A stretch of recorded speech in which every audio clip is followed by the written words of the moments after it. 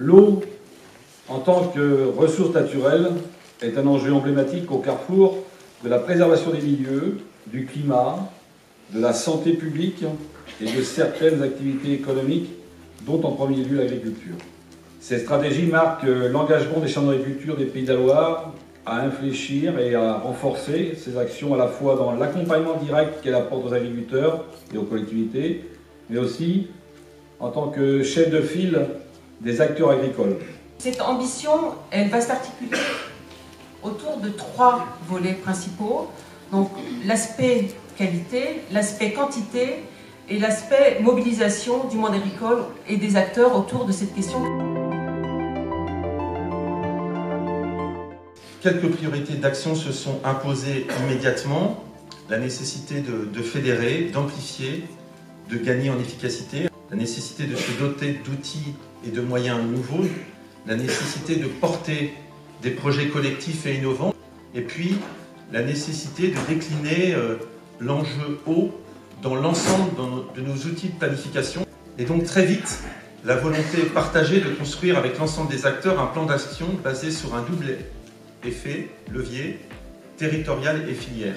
Le 11e programme accompagne les projets d'évolution de pratiques agricoles et donc les aides de l'agence portent principalement sur l'animation, l'accompagnement collectif, mais également individuel, la mise en place des surfaces surfaciques, les MAEC, la conversion à l'agriculture biologique, et puis également de nouvelles initiatives autour du développement de filières plus favorables à la qualité de l'eau, et également des investissements agro-environnementaux. Évidemment, la profession agricole, c'est vous. Vous êtes au cœur. On ne fera rien sans vous, et c'est vous qui doivent être les moteurs, et vous le montrez au quotidien. Je sais que vous avez déjà consenti des efforts importants. Je crois qu'il faut se dire qu'on a cette capacité à bouger. Je voudrais saluer ce qui a été fait dans le cadre de la révision du programme d'action nitrate. La situation s'est améliorée, il faut le dire, il faut le faire savoir, il faut le faire valoir. Il ne faut pas stigmatiser, ça ne sert à rien. C'était important, en si peu de temps, de caler cette stratégie.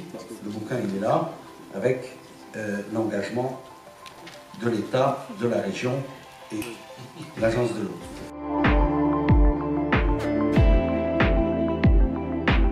Nous avons mis en enjeu majeur la question des phytosanitaires.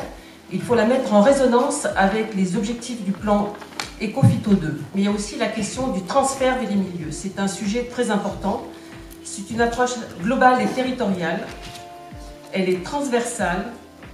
Et il y a un lien fort avec l'ensemble des acteurs de l'eau qui sont sur le territoire. Il y a d'abord une stratégie d'évitement à mettre en place par rapport à ces risques plus importants d'être confrontés à des périodes de déficit hydrique. Ça veut dire des cultures, des associations de cultures. Il faudra aussi que la recherche, la génétique accompagne ces évolutions-là. Une agriculture moins sensible aux besoins d'eau, c'est développer et continuer à rechercher autour du travail du sol, de l'agronomie. On voit qu'en fonction des techniques culturales, les racines n'exploitent pas la même épaisseur de sol, donc voilà, la technique travail du sol. Et puis la technique travail du sol, c'est aussi augmenter la capacité naturelle du sol à stocker de l'eau. Avec des couverts. Du matériel d'irrigation peut-être plus performant, plus économe? Alors là, on recherche une meilleure efficience de l'eau d'irrigation qui est apportée aux cultures.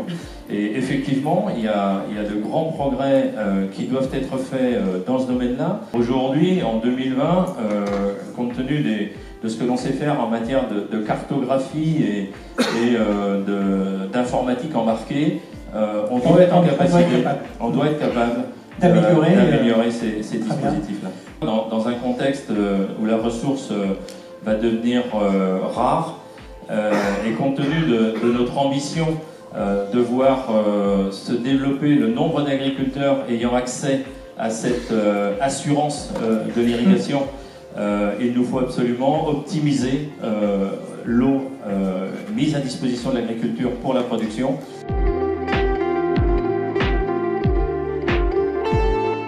Une augmentation de la population, des précipitations qui sont redistribuées différemment, des besoins en eau pour les plantes, les animaux et les humains qui ne cessent d'augmenter, et une distribution, une disponibilité en eau qui va en diminuant, pour nous, ça, c'est source de conflit d'usage. Développons un partage basé sur la mixité des solutions et la mixité, on va dire, des interrogations.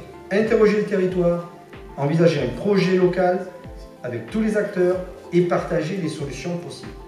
Et quand on écrit mix hydrique, c'est toutes les solutions envisageables. Toutes. Y compris du stockage, de la retenue, du barrage, mais pas que. La première des solutions, c'est de s'inspirer de la nature. Ensuite, faisons appel à de l'ingénierie environnementale. Tout ce dont on a besoin pour faire fonctionner le système, pour répondre à nos besoins dans le cadre d'un projet que l'on a prédéfini préalablement. Et puis, la grande idée, c'est plutôt de redonner au sol sa fonction de transfert, autrement dit, de ralentir la partie continentale du cycle de l'eau. Et si on ne fait pas de vivre ensemble, on s'en sortira pas.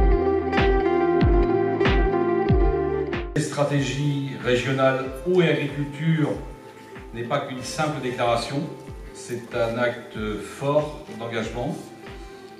Engagement de la Chambre d'agriculture des Pays de la Loire à mobiliser et fédérer l'ensemble des acteurs agricoles pour accompagner à une amélioration de la qualité de l'eau et à une optimisation de la gestion quantitative de la ressource.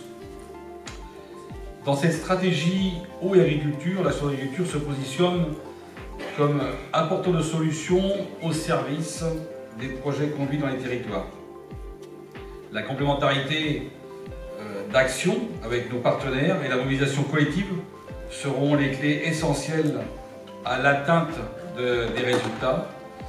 Comme partagé, cela se traduira pour la Chambre d'agriculture par une inflexion significative des moyens de conseil et d'accompagnement stratégique, notamment sur la diminution de l'usage des phytosanitaires, l'adaptation des systèmes de production, le stockage de l'eau et l'irrigation.